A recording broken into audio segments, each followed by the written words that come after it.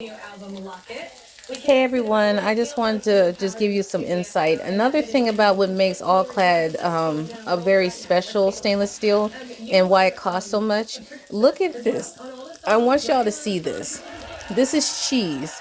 This is a stainless steel pan, right? It's not non-stick. Stainless steel is not non-stick. This is not ceramic, no ceramic coating or anything. Watch this. Have it come from your perspective, especially when it's an album that means so much. That's where that lands for me as well. Now tell me if that ain't worth your time.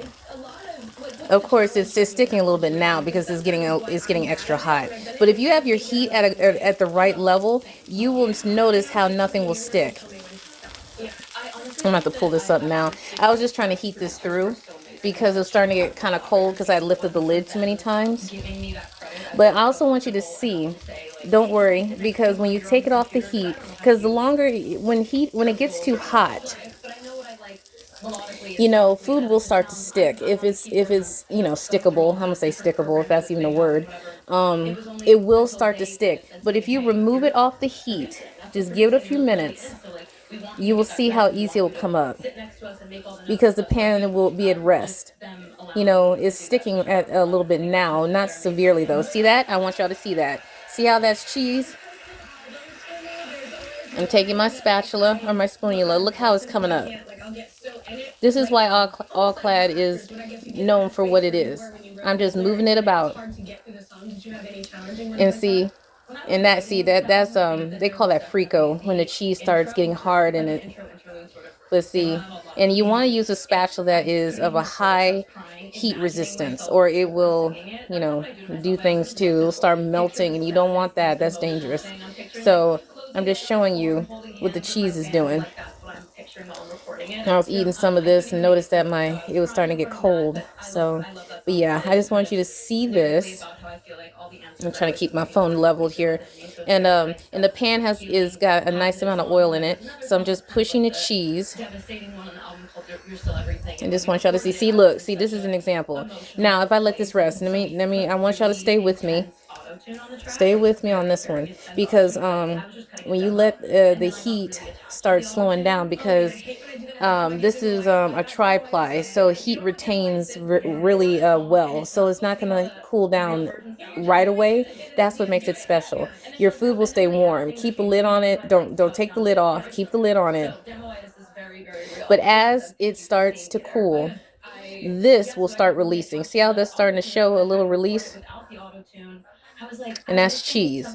Now, if I let this sit for a second, it will start to release. This is starting to get hard a little bit though, but that's okay. If this doesn't release off, this is what I mean when I say add water to the pan when you're ready to clean. But if you were cooking like something with meat in it or wanted to make a sauce or pan gravy, this is what you like because you put the liquid in the pan and it will pull this right up. You don't have to worry about it. But sometimes I would. But it's sometimes you just take yourself out. It's kind of hard with these spatulas or spoonula because it's really it has this is how soft it is. If it doesn't have enough firmness for me to really push. It is really soft, so I would have to wait till this is really soft for this to really come up.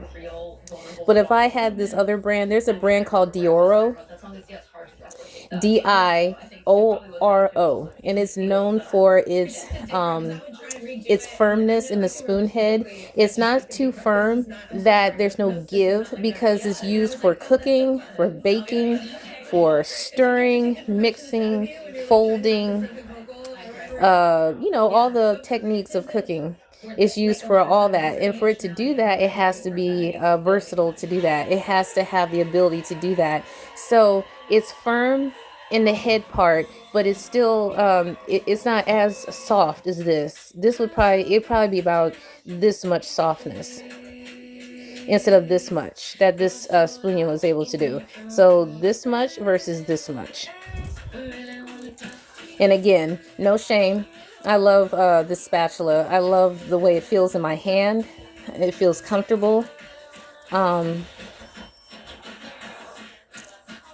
See, I'm showing you how. See how the pan's starting to cool down? I'm able to pull this cheese up. Oh, wow. Look at that. See, this is what I'm talking about. Look.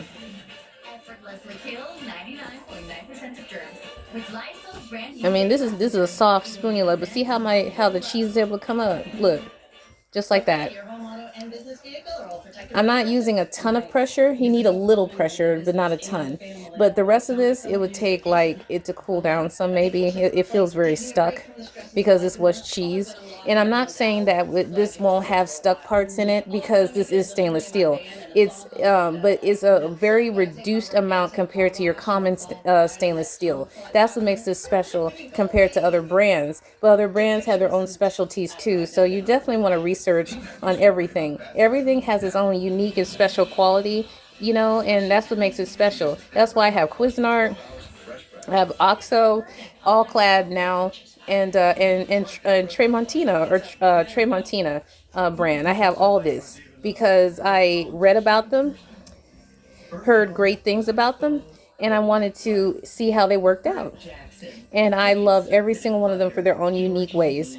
So, with that being said, thank you for your time. I just wanted to show this to you, and this is so good. I had some of this, you guys. Anyone who makes this, please let me know how you like it. Please tell me. I mean, the aged cheddar is absolutely fantastic on here. My goodness, the cabbage. This is what char looks like. This is what a nice char looks like. The way my cabbage looks. Oh, it's so good. If you let this brown up, you will be so happy. You won't know what to do. We're so used to cabbage being boiled in a pot. I like my cabbage like this.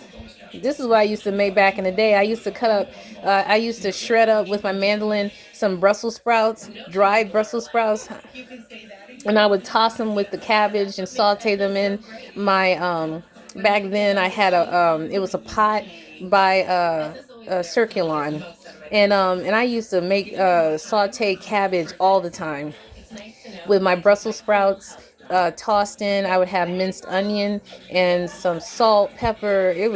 I loved it so much. It was one of the best ever, and I would eat that for breakfast, and that was one of my breakfast menu items. But now I can make it in here. So when I get Brussels sprouts again, I'll be able to do the same thing. And I used to put a little vinegar in there. That's what helped brightens it up, a little acid. And it would just be so great. So, I just be talking, y'all. So with that being said, thank you all for your time. I'm about to eat this up because all I'm doing is pushing this around this pan. And I'm about to eat my shells over here with it. And I'm going to take pictures of it, y'all. So take care and much love. Bye.